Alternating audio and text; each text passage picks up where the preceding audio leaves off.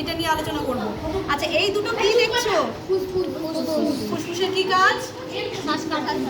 শ্বাসকার্য। ঠিক আছে, ফুসফুসের মাঝখানে কি দেখতে পাচ্ছ? হৃৎপিণ্ড কি করে? হৃৎপিণ্ড রক্ত পাম্প করে, রক্তটা পাম্প করে ছড়িয়ে দেয়, অক্সিজেন পরিবহন করতেও সাহায্য করে। ঠিক আছে, এবার হৃৎপিণ্ডর নিচে বা ভেতর দিয়ে কিন্তু আমাদের খাদ্যনালীটা যাচ্ছে, পেছন দিক দিয়ে। ভেতর এটা পেছনে একটা দড়ি আছে খাদ্যনালীতে। ফার্স্ট এখানে দেয়নি, এইভাবে দড়িটা এইভাবে যাবে। তাহলে ফার্স্টে কি অঙ্গ দেখতে পাচ্ছ? এটা যকৃৎ, লিভার। আচ্ছা লিভার কি করে আমি তোমাদের সব বোঝাবো। লিভারের পরে এটা কি? খাবার কিছুক্ষণ থাকে এর ভেতরে, তার মানে এটা কোন অঙ্গ হবে? খানিকের জন্য পাকস্থলীতে একটা অ্যাসিড বেরোয়, জানো?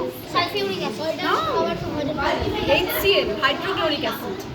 হাইড্রোক্লোরিক অ্যাসিড কি করে? খাদ্যে যদি জীবাণু থাকে ওই জীবাণুটাকে মেরে দেয়।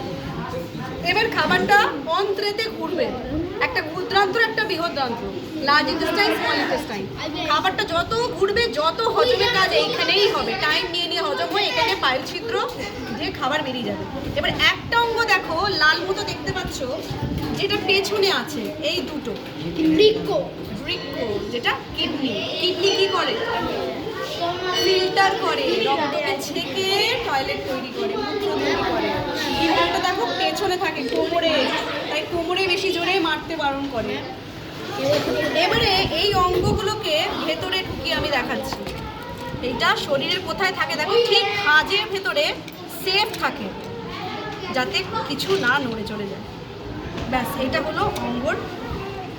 ভালো করে তরুণ একটু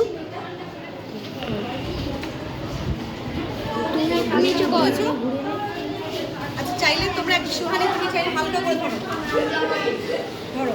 এবার এদেরকে বেসিক্যালি নাও। ঠিক আছে, কে বলতে পারবে একটা করে? চলে এসো, সোহম বলতে পারবে এক একটা করে হাড়ের নাম পারবে? হাড়ের নাম? আচ্ছা আমি বলে আছি এইটা কি, ভেতরে কোন অঙ্গ আছে তাহলে পারবে? ফুসফুস। আমি তুলছি।